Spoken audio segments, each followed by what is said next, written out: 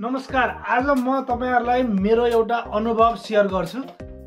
म पनि तपाईहरु जस्तै 2007 मा विद्यार्थी भिसामा चाहिँ जापान आएको मान्छे हुँ र 2007 मा जापान आइसकेपछि मेरो एउटै उद्देश्य थियो, म पनि यानिची पास गर्नु पाए हुन्थ्यो भन्ने। अब जापानको व्यस्तता हैन, आरुबाइतो काम, अब काम हैन, गाको अब टाइम हुँदैन, पढिएन, पढ्न चाहेर पनि पढ्न सकिएन, त्यो बेला समय भएन अथवा समय भए पनि पढ्न मन लागेन हैन।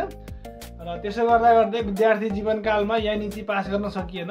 विद्यार्थी जीवनकालमा यान सम्म पास गरियो र विद्यार्थी जीवनपछि पनि वर्किङ गरिसकेपछि पनि मेरो मनमा एउटै कुरा खड्किरहेको थियो कि यानिची त पास गर्नुपर्छ, जसरी भए पनि यानिची चाहिँ पास गर्नुपर्छ है। जापानमा आइसकेपछि विद्यार्थी भिसामा आइसकेको मान्छेले यानिची चाहिँ पास गर्नुपर्छ भन्ने चाहिँ मेरो मनमा एउटा कुनामा, मनको एउटा कुनामा चाहिँ सधैँभरि भनिरहन्थेँ मैले। र मैले वर्किङ गरेको 2 वर्षसम्म मैले चाहिँ जेएलपिटी मैले दिइरहेँ। कुनै समय पढेर दिइयो, कुनै समय अब नपढिकन दिइयो हैन। तर अन्तिममा चाहिँ मेहनत गरेपछि चाहिँ मेहनतको फल राम्रै हुन्छ भने जस्तै म पनि वर्किङ गरेको 2 वर्षपछि यानिची पास भएको तपाईहरुलाई मैले स्क्रिनमा देखाइरहेको छु मेरो सर्टिफिकेट हैन।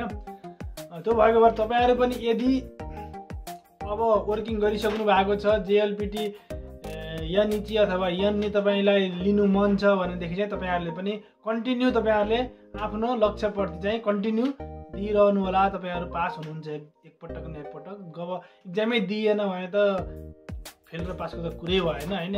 घोडा चढ्ने मान्छे लड्छ भने चाहिँ एक्जाम दिएपछि कि पास भइन्छ कि फेल भइन्छ हैन। त्यो एउटा कुरा हो। अनि अर्को कुरा म के भन्न चाहन्छु भने विद्यार्थी सकभर चाहिँ हामीले चाहिँ यानिची पास गर्नु चाहिँ विद्यार्थी जीवनकालमै हामीले अलिकति मेहनत गरियो भने चाहिँ त्यो बेला धेरै सजिलो हुन्छ। पछि चाहिँ विभिन्न बाध्यताहरू हुन्छन्, अब कामबाट थकित हुन्छ हैन, जाङ्गियो गर्नुपर्ने हुन्छ, खाइसकेको नियम हुन्छ, दुनिया हुन्छ हैन, पढ्न कता कता सकिँदैन, अलिकति असम्भव जस्तै हुन्छ। जब हामी विद्यार्थी जीवनकालमै थोरै मेहनत गरियो भने यानिची पास गर्न सकिन्छ। यानिची कसरी पास गर्ने गाह्रो छ, खान्जी बुम्पो हैन, दोखाइ विविध यादव कुराहरू छन् त भए पनि तपाईहरु चाहिँ अब अलिकति मेहनत गर्नुभयो भने पास गर्न सकिन्छ। यदि विद्यार्थी जीवनमा सकिएन भने पनि हार नखानु होला। वर्किङ गरिसकेपछि पनि एक्जाम दिन चाहिँ नछोड्नु होला। मैले यो भिडियो अहिले किन बनाएँ भने अब सिचिगाचुमा तपाईहरुले एक्जाम दिँदै हुनुहुन्छ। सिचिगाचुको लागि चाहिँ तपाईहरुले पढ्नु भएको छैन र प्रिपेयर गर्न भ्याउनु भएको छैन, समय छैन भन्नु भएको छ भने अलिकति समय निकालेर सिचिगाचुलाई एक्जाम मात्रै गर्नुस्। अझै 1 महिना बाँकी छ, तपाईहरुले चाहिँ पास गर्न सक्नुहुन्छ है। त्यही भन्न लाग्यो यो भिडियो।